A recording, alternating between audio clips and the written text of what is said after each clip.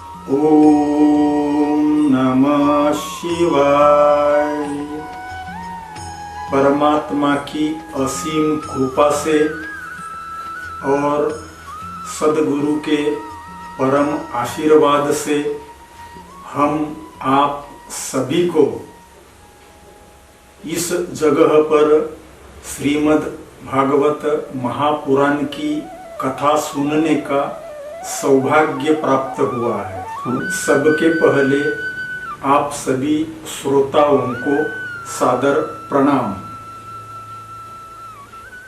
भागवत कथा सुनना यह हमारे प्रारब्ध में ही था, क्यों कि प्रारब्ध में अगर हैं तो उसका हमें डेफिनेटली लाभ मिलता है। प्रारब्ध को हमारे से कोई छीन नहीं सकता और प्रारब्ध को कोई अन्य व्यक्ति हमें बनाकर भी नहीं देता। तो इस प्रकार प्रारब्ध से, भाग्य से, नसीब से हम आप सभी को श्रीमद् भागवत महापुराण की कथा सुनने का सौभाग्य प्राप्त हुआ है। अगर हमारे भाग्य में है तो उसका लाभ मिलता ही है। मैंने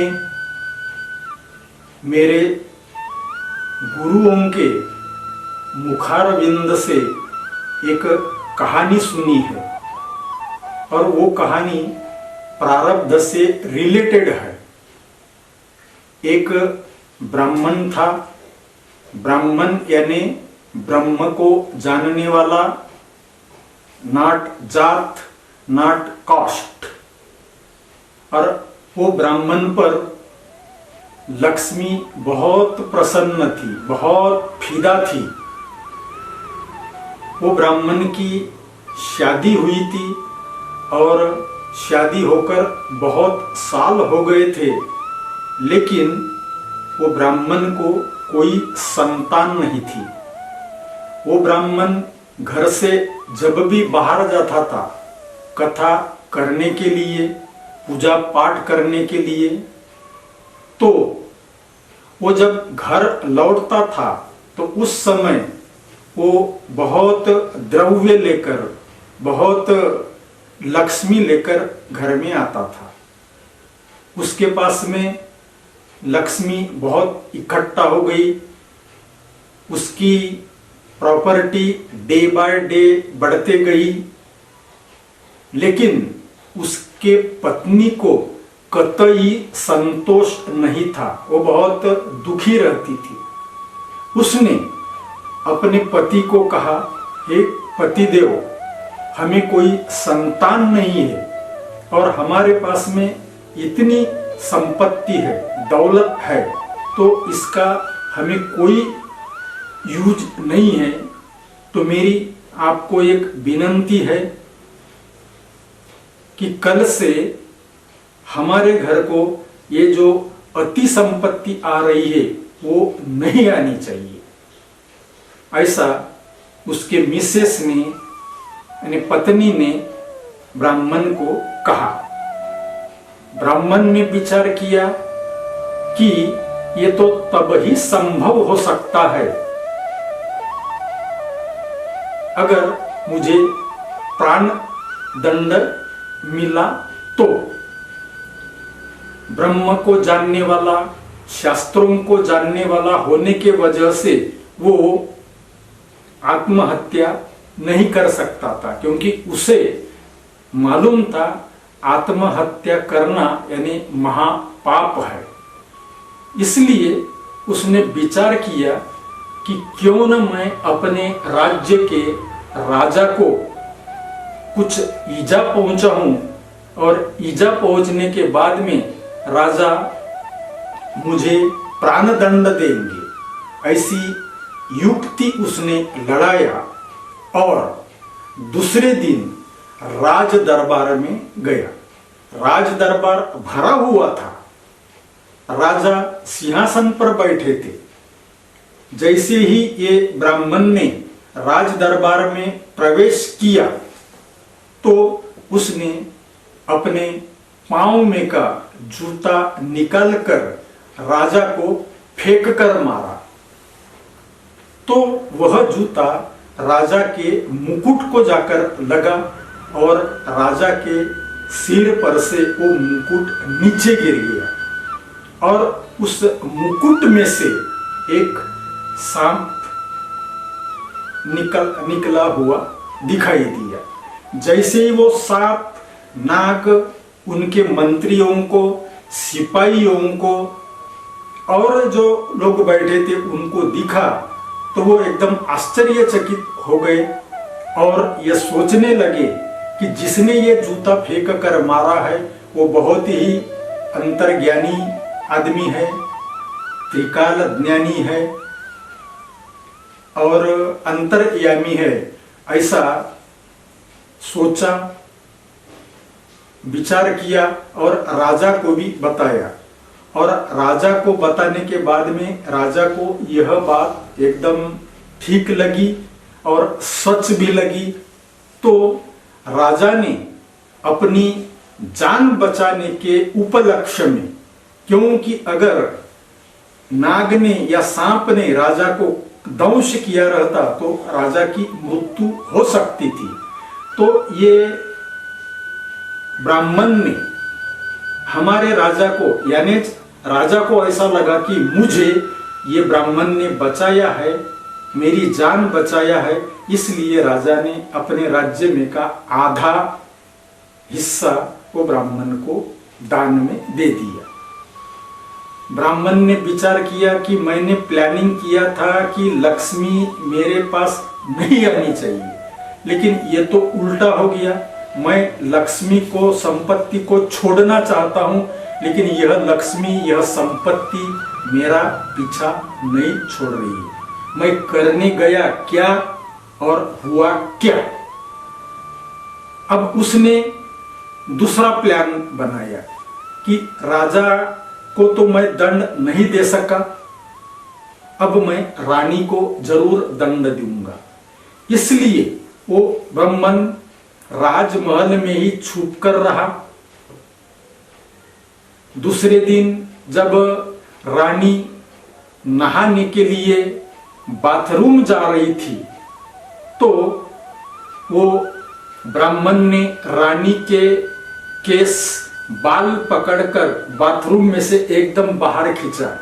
जैसे ही रानी बाथरूम के बाहर आई, अर्थात केस बाल पकड़कर खींचने के बाद, तो उसी समय बाथरूम का स्लैब एकदम नीचे गिर गया, जिसके वजह से रानी की जान बच गई। राजा ने सोचा कि ये ब्राह्मण ने मेरे बीबी की, यानी रानी की जान बचाई है, इसलिए उनके पास में जो आधा राज्य बचा हुआ था वो आधे राज्य में का फिर से आधा राज्य वो ब्राह्मण को दान दे दिया।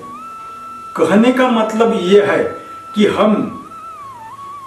हमारे प्रारब्ध में अगर कोई चीज है तो वो चीज हमें किसी भी हालत में मिलती ही है।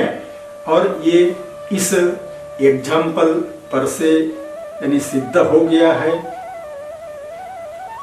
महाराज हो, इसके पहले आपके और हमारे अनेक जन्म हो चुके हैं।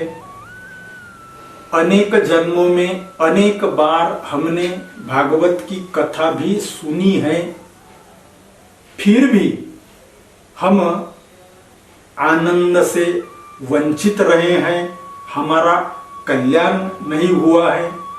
क्यों नहीं हुआ है? क्योंकि हमने सिर्फ कथा सुनने का ही काम किया है। वो कथा का ना तो मनन किया, ना चिंतन किया और ना आचरण में लाया, ना प्रैक्टिकल किया। इसलिए हम आनंद से वंचित रह गए। आज हम यहाँ श्रीमद् भागवत महापुराण की कथा सुनने के लिए इकट्ठा हुए हैं, तो ये श्रीमद् भागवत का प्रथम और महत्व का और श्रेष्ठ श्लोक है। और उसमें पहला शब्द आया है सत। सत यानी नित्य, सदा रहने वाला। और सदा क्या रहता है? ये संसार सदा नहीं रहता, हमारा शरीर भी सदा नहीं रहता है, सदा के लिए नहीं रहता है। सिर्फ परमात्मा सदा के लिए रहते हैं और हमारी आत्मा भी सदा के लिए रहती है। और वो श्लोक है सच्चिदानंद रूपाय विश्वोत्पत्त्यादि हेतवे तापत्रय विनाशाय श्री कृष्णाय वयं नमः। सबके पहले भागवत महापुराण की जो प्रधान देवता है भगवान श्री कृष्ण, उनको वंदन करते हैं, नमन करते हैं। भागवत में जो सच्चिदानंद रूपाय यह शब्द आया हुआ है, वो शब्द सत, चित और आनंद, ये तीन से बना हुआ है। सत यानी नित्य, सदा रहने वाला, हमेशा के लिए रहने वाला। चित्त यानी सब कुछ जान लेना, संपूर्ण ब्रह्मांडों की जानकारी हासिल करने की इच्छा होना, यानी चित्त यानी ज्ञान। और आनंद यानी सब दुखों की निवृत्ति। एक बार यदि हमें आनंद मिल गया तो फिर दोबारा और आनंद ढूंढने की कोई जरूरत नहीं है। और आनंद जो हमें मिलता है, जो वस्तु पदार्थों से मिलता है, वो टिकता नहीं, वो मोमेंटरी रहता है, वो विषयानंद होता है। और जो आनंद सदा के लिए रहता है, वो आनंद मिलता है विदाउट एनीथिंग, विदाउट एनी वस्तु, विदाउट एनी प्रॉपर्टी। वो आनंद असंग होने से मिलता है और वह आनंद हमेशा के लिए रहता है। तो ये जो सत चित आनंद है, सच्चिदानंद रूपाय कहा गया है। तो आनंद यानी परमात्मा, परमात्मा यानी आनंद, आनंद यानी प्रसन्नता, निर्भयता, वासना शून्य होना, इसको आनंद कहते हैं। और ये आनंद कैसा है? सतरूप है, यानी हमेशा रहता है, हमेशा के लिए रहता है। वो चित रूप है, यानी ज्ञान रूप है। सत सभी में प्रकट रूप से है। चित्त मौन रूप से है और आनंद अप्रगट रूप से है। जिस प्रकार पानी, उसके तीन रूप होते हैं, एक द्रव रूप, दूसरा बाष्प रूप और तीसरा बर्फ यानी घन रूप। उसी तरह कापूर, कपूर वो कैसा है?